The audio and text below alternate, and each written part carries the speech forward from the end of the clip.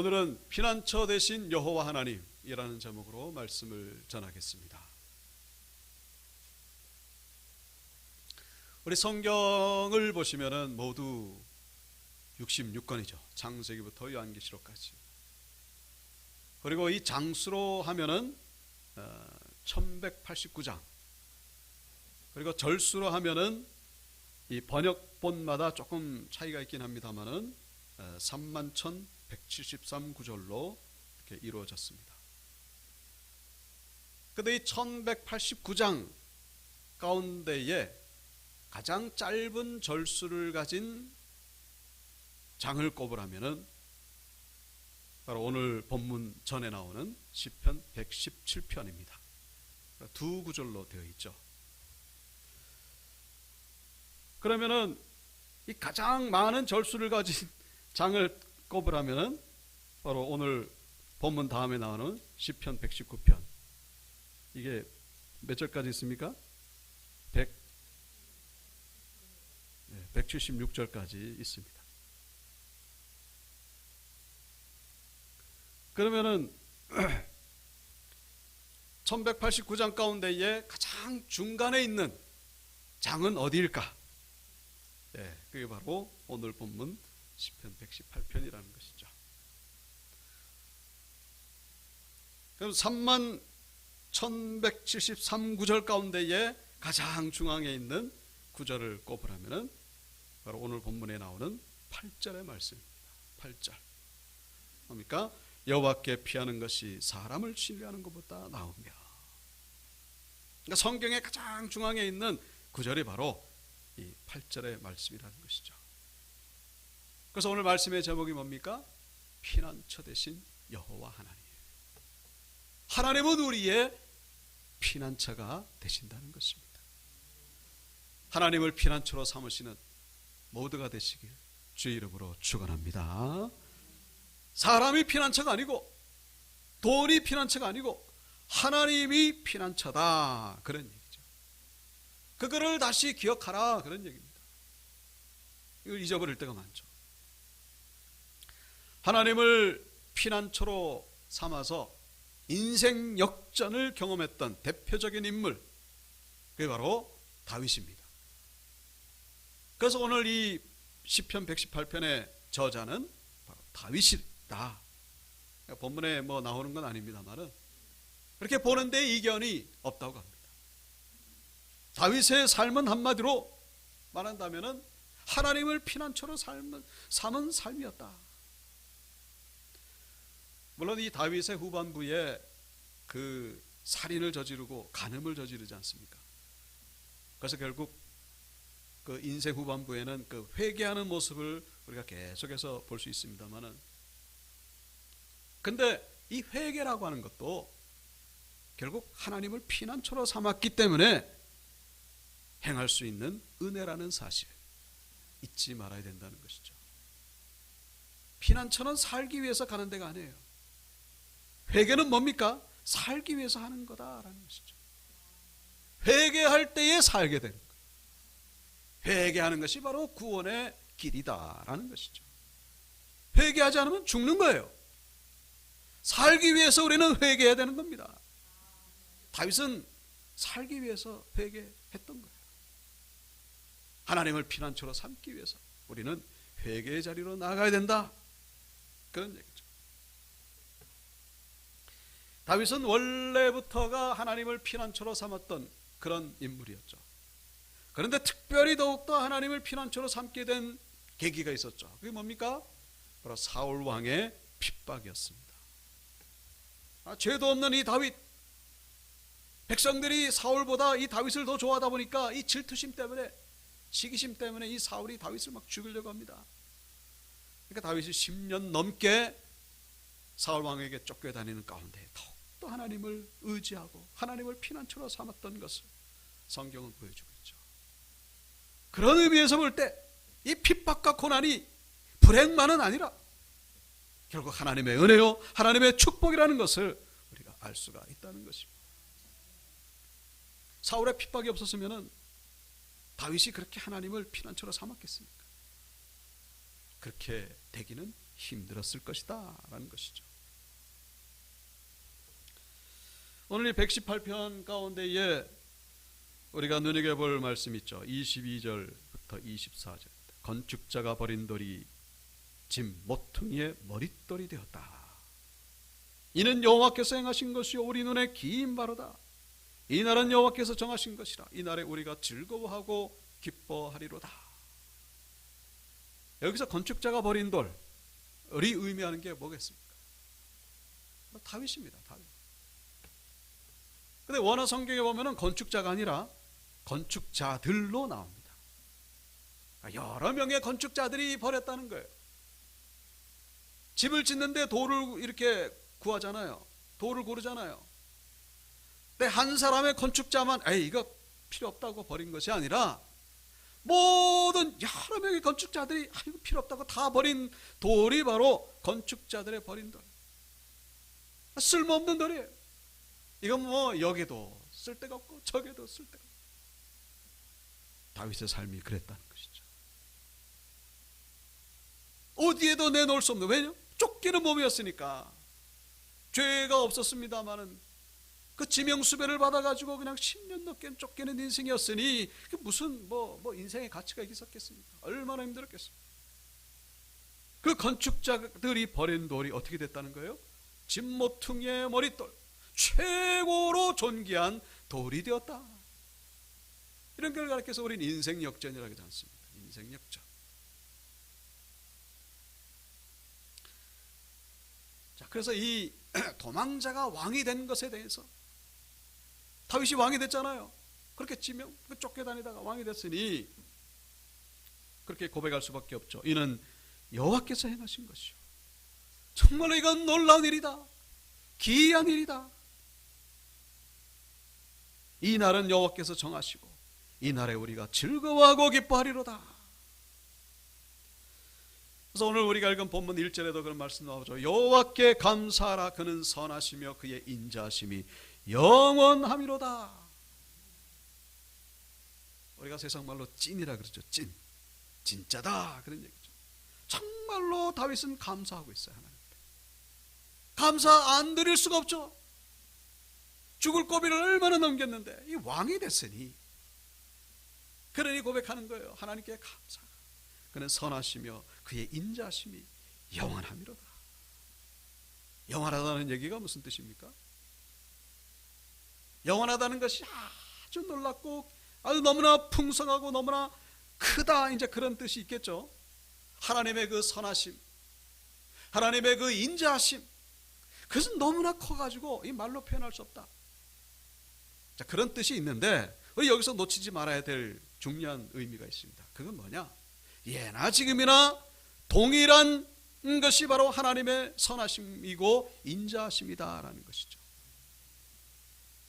그러니까 내가 지금 왕이 됐기 때문에 감사할 게 아니고, 내가 왕이 됐기 때문에 하나님이 인자하시고 하나님이 선하신 것이 아니고, 그 쫓겨다니던 그 순간에도 여전히 하나님은 선하신 분이시고, 내가 그 죽을 위기에 있을 때도 여전히 하나님은 인자하신 분이셨다라는 것을 다윗이 고백하고 있음을 우리가 잊지 말아야 된다는 거예요. 하나님은 영원하시다라는 거예요. 영원 뭐예요? 시간에 제한이 없다. 과거에도 인자하셨고 지금도 인자하시고 미래에도 인자하신 분. 내가 형편이 좋아져서 하나님이 인자하신 것이 아니라, 내가 형편이 어렵고 죽을 위기에 있음에도 불구하고 여전히 하나님은 인자하시고 하나님은 선하시다. 그 고백을 지금 다윗이 하고 있다는 사실. 영원하다는 거예요. 여러분, 다윗의 위대함이 바로 여기 있는 것이죠. 좋을 때만 하나님께 찬양하는 것이 아니라, 그리고 위기 가운데에서도 다윗은 하나님께 감사드리고 찬양드렸다는 사실입니다. 우리가 잊지 말 것은 하나님을 피난처로 삼는 삶. 여러분, 위기 가운데에 찬양하는 그 순간이, 위기 가운데 하나님께 감사하는 그 순간이 바로 하나님을 피난처로 삼는 시간이라는 사실을 잊지 말아야 된다는 것이죠. 건축자들의 버린 돌, 여러분, 진정으로 버림받은 돌은요, 사람에게 버림받은 것이 아니라 하나님께 버림받은 자라는 사실을 잊지 마시고, 하늘이 무너져도 솟아날 구멍이 있잖아요. 사람에게 버림받아도 우리에게는 소망이 있습니다. 바로 하나님이죠. 하나님께 버림받은 건요, 하나님이 버려서가 아니라 본인 스스로가 버려서 그래요. 찬양을 놓고 예배를 놓고 기도를 놓고 내가 버리는 거예요. 내가 스스로 나 자신을.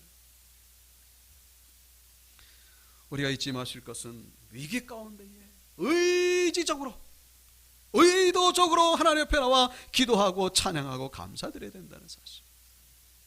그 위기가 변하여 은혜가 된다는 사실 잊지 말아야 된다는 것입니다. 대지라는 그런 문학 작품이 있죠. 그 소설 가지고 노벨 문학상을 받은 펄벅이라고 하는 그런 여사분 이야기입니다. 이분의 부모님이 중국에서 선교했던 선교사님이셨어요. 이 펄벅 여사는 우리 한국 전쟁 끝나고 고아들을 막 이렇게 후원하고 지지해주고 돌보고, 그래서 이 한국하고도 참 인연이 깊은 분입니다만, 이분의 부모님이 중국 선교사였을 때에 어렸을 때부터 이렇게 중국에서 살았어요. 그래서 그 체험을 바탕으로 쓰여진 소설이 바로 대지라는 그 소설이죠. 그런데 아버님이 그 선교사님이 한번 선교를 나가면은 몇 달 동안 집을 비우고 오랜만에 집에 돌아오시는데 늘 이제 어머님하고 같이 있었죠. 그래서 오빠하고 이제 동상이고 그랬습니다. 그런데 이제 어느 날 그 집에 있는데 집에서 데리고 있는 중국인 가정부가 헐레벌떡 겁에 질려가지고 와가지고는 이 펄벅 어머님 캐롤라인 모드, 이분도 선교사님이죠. 뭐라고 얘기를 하냐면은, 오늘 동네에서 사람들이 수군대는 얘기를 들었는데 지금 이 지역에 가뭄이 오랫동안 지속되는 이유가 바로 서양 귀신이 들어왔기 때문에 저 서양 귀신을 데리고 온 저 선교사 가족을 잡아다가 제물로 바쳐야 된다는 얘기를 듣고 제가 지금 알려드린다고, 제가 어떻게 도와드릴 길이 없다고. 캐롤라인 모드 선교사님이 잠깐 걱정에 빠졌습니다만 골방에 들어가서 기도한 후에 자네들에게 얘기를 합니다.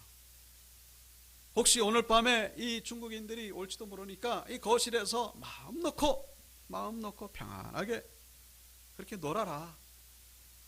그러면서 집안 정리를 하고 그리고 차와 다가를 준비를 합니다. 그리고 하나님 앞에 찬양을 부르기 시작합니다. 오르간이 있었는데 아니나 다를까 저녁이 되니까 그 중국인들이 떼를 지어 몰려옵니다. 캐롤라인 모드 여사가 문을 활짝 열고 나가서 어서 오시라고, 그렇지 않아도 기다렸다. 들어오셔서 이 차를 마시고 다과를 드시면서 이야기를 나누죠. 이 중국인들은 당황하기 시작합니다. 아니, 겁낼 줄 알았는데, 두려워할 줄 알았는데 도리어 너무나 친절하게 반갑게 맞이하니까 이거 당황하는 거예요. 그 쭈삣쭈삣하면서 이제 거실에 들어갔더니 맛있는 차와 다과를 줍니다. 그걸 먹으라는 거예요. 아이들은 뭐 그냥 천진난만하게 놀고 있고, 그 모습을 보니까 겸연쩍여지기 시작하는 거예요. 캐롤라인 모드 여사는 오르간에 앉아가지고 중국어로 찬송을 부르기 시작합니다. 비할 데 없이 존귀한 이름 우리 주여. 그래서 막 찬송을 부르니까 이 중국인들이 어찌할 바를 모르고 있다가 결국 하나씩 둘씩 그냥 집으로 돌아갔다고 하는 그런 이야기가 자서전에 나오는 것을 볼 수 있습니다. 위기 가운데 있었지만은 하나님께 찬양드리고 감사하는 가운데에 하나님의 구원의 역사를 경험한 것을 우리에게 보여주고 있는 것이죠. 시편 42편 5절에 뭐라고 말씀하고 있습니까? 내 영혼아, 내가 어찌하여 낙심하며 어찌하여 내 속에서 불안해하는가? 너는 하나님께 소망을 두라. 그가 나타나 도우심으로 말미암아 내가 여전히 뭐예요? 찬송하리로다. 낙심할 일이 있고 불안해할 일이 있음에도 불구하고 나는 하나님이 나에게 나타나셔서 도우실 것을 믿고 아직은 안 일어났지만은 그것을 믿고 감사드립니다. 찬양드립니다. 마찬가지로 다윗의 고백이죠. 위기 가운데 찬양하심으로 하나님의 구원의 은혜를 경험하시는 우리 성도님들 되시기를 주의 이름으로 축원합니다. 찬양하고 감사할 때에 위기가 은혜로 바뀌게 된다는 사실. 찬양하고 감사하는 그 시간이 바로 하나님을 피난처로 삼는 시간이라는 사실. 하나님이 우리의 피난처. 돈도 해결해 줄 수 없고 사람도 해결해 줄 수 없고. 자, 그래서 이 오늘 본문 6절과 7절 보시면은 여호와는 내 편이시라. 내가 두려워하지 아니하리니 사람이 내게 어찌할까. 7절 여호와께서 내 편이 되사 나를 돕는 자들 중에 계시니 그러므로 나를 미워하는 자들에게 보응하시는 것을 내가 보리로다. 하나님이 내 편이라고, 하나님이 내 편이 되시니까 두려워할 것이 없다고 다윗이 지금 고백하고 있습니다. 우리가 여기서 주의해야 될 것은 하나님 내 편이다. 우리가 소망이 되는 말씀이기도 합니다만 한편으로는 책임이 따르는 그런 고백이라는 사실. 하나님은 절대 공의로우신 분이시죠. 내가 잘못하고 있는데도 하나님 내 편이 되실까요? 세상에서는 뭐 이해관계에 따라서 또 사상과 이념에 따라서 뭐 이렇게 법을 집행하는 사람들도 좀 편파적으로 보이는, 그렇게 집행하는 경우를 우리가 보게 됩니다만은 하나님은 그렇지가 않으시죠. 하나님은 실수가 없으신 분이십니다. 오류가 없으시죠. 공정하신, 정확하신 하나님.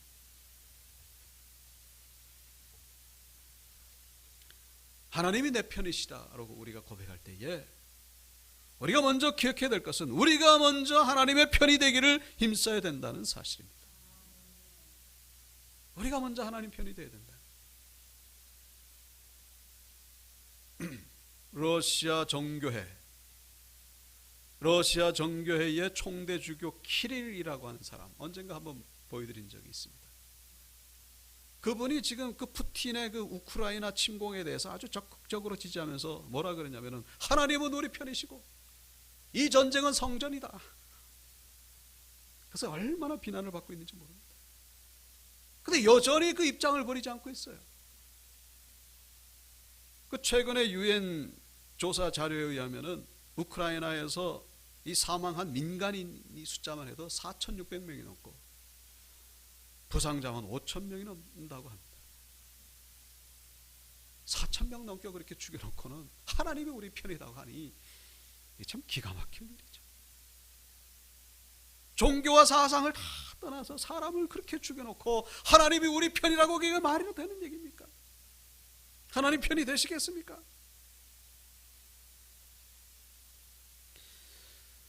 그래서 이 그 미국의 남북 전쟁이 계속되고 있을 때 그 링컨의 참모 가운데 한 사람이 링컨에게 와가지고 그렇게 물었다고 합니다. 하나님은 우리 북군의 편이 되실까요?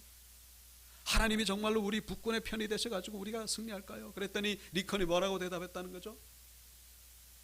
하나님이 우리 편인지를 고민하지 말고 우리가 하나님의 편이 되는지를 먼저 고민하라고, 그렇게 대답했다고 하는 이야기가 있습니다. 하나님이 우리 편이 되기를 원하십니까? 여러분, 물론 하나님은 우리에게 뭐 아주 높은 도덕을 요구하시는 것이 아니에요. 우리의 부족함을 인정하고 우리가 하나님을 의지하려고 할 때, 정말로 하나님을 피난처로 삼으려고 하는 그 중심을 하나님이 보신다는 사실. 내가 하나님 편에 서려고 할 때에 하나님은 우리를 도와주신다는 사실, 우리가 잊지 말아야 된다는 것이죠. 적어도 이 다윗은 하나님 편에 서기를 힘썼다는 이 의미가 전제되고 있다는 사실. 그래서 여호와는 내 편이시라.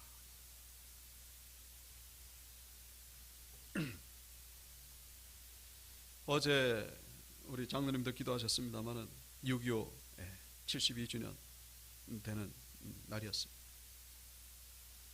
6.25 사변을 생각하면 저는 이 이스라엘의 바벨론 포로, 연상이 됩니다. 그에 비견될 만한 그런 사건이죠. 하마터면 대한민국이 없어질 뻔했으니까.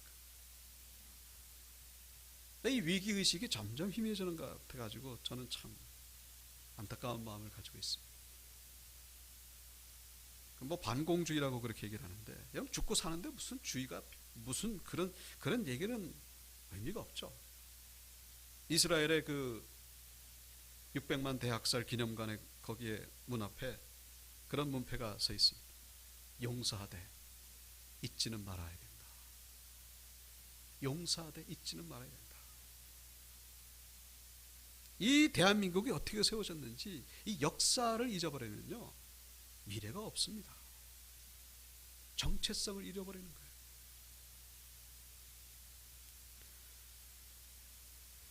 전쟁이 발발된 지 한 달 만에 지금 낙동강까지 밀렸지 않습니까? 풍전등화 같은 그런 상황 속에서 하나님의 은혜로 지금의 대한민국이 서게 됐습니다. 그런데 이 한국전쟁, 6.25 전쟁이야말로 정말로 하나님께서 우리 대한민국의 편이 되어주신, 그래서 회복된 전쟁이라고 우리가 말할 수 있다는 거예요. 왜요?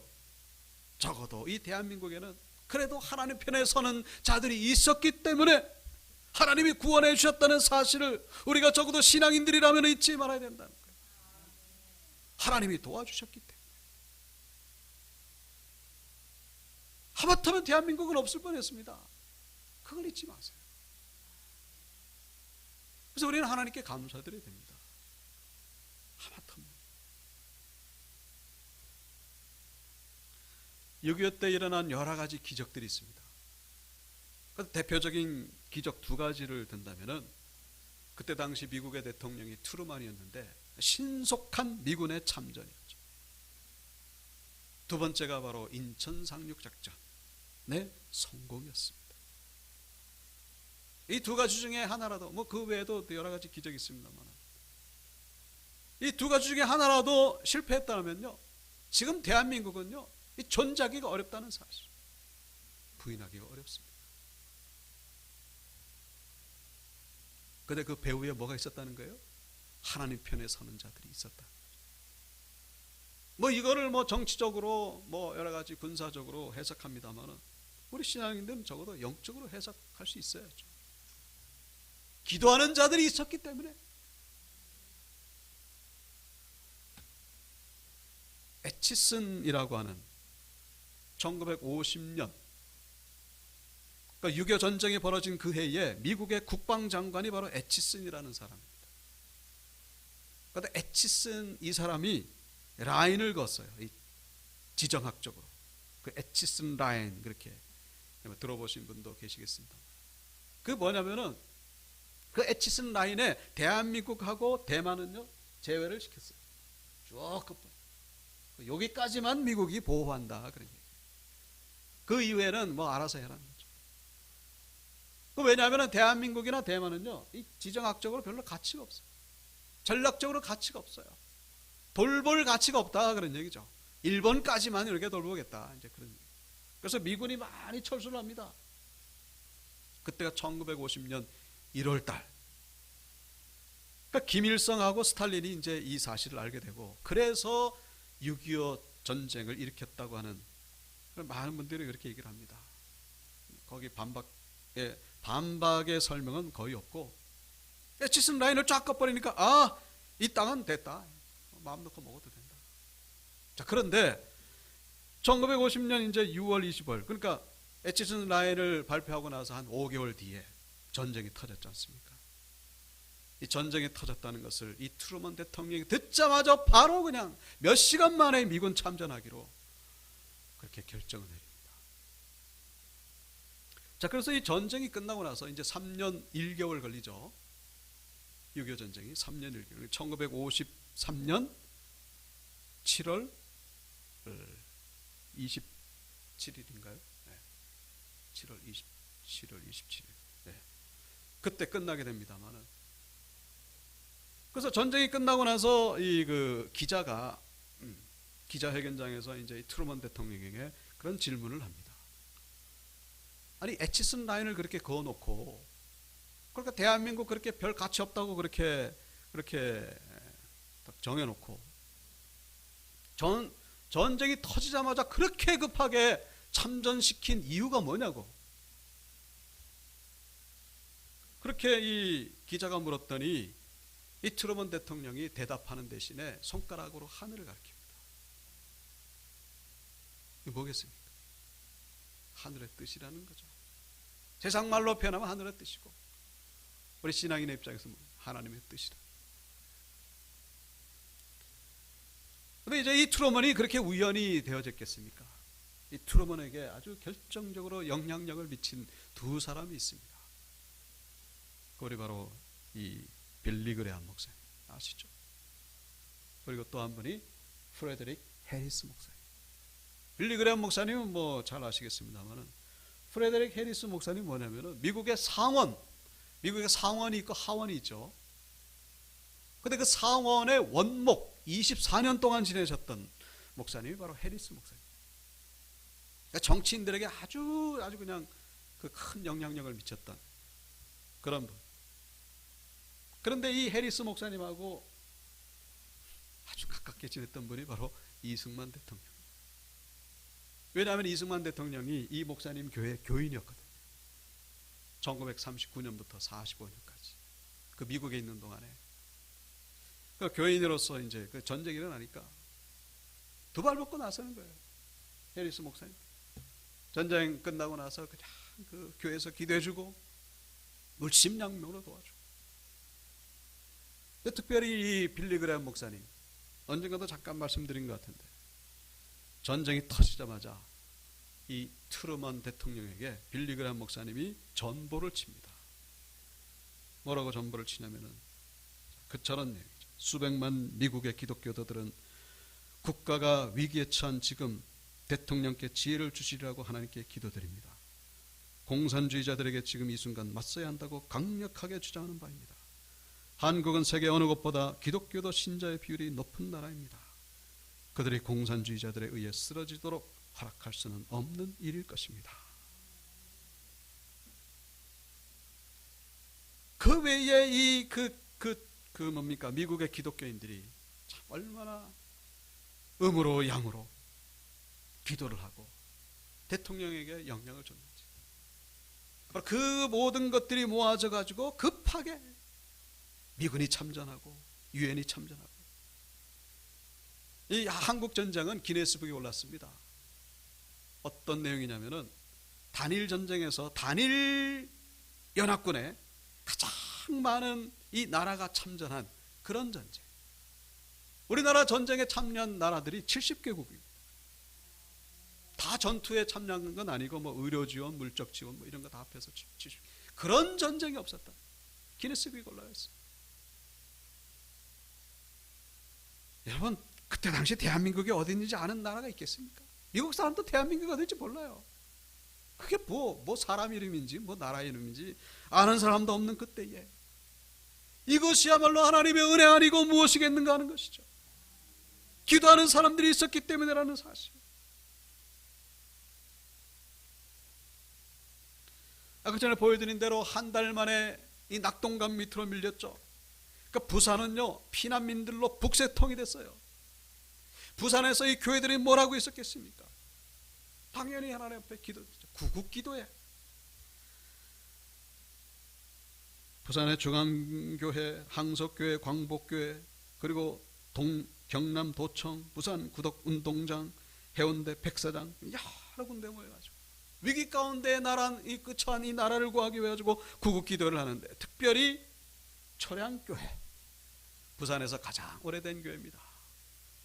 8월 말부터 2주간 전국에서 모여든 목회자들과 성도님들을 모여가지고 금식하면서 하나님 앞에 회개의 기도를 통성으로 드리기 시작합니다.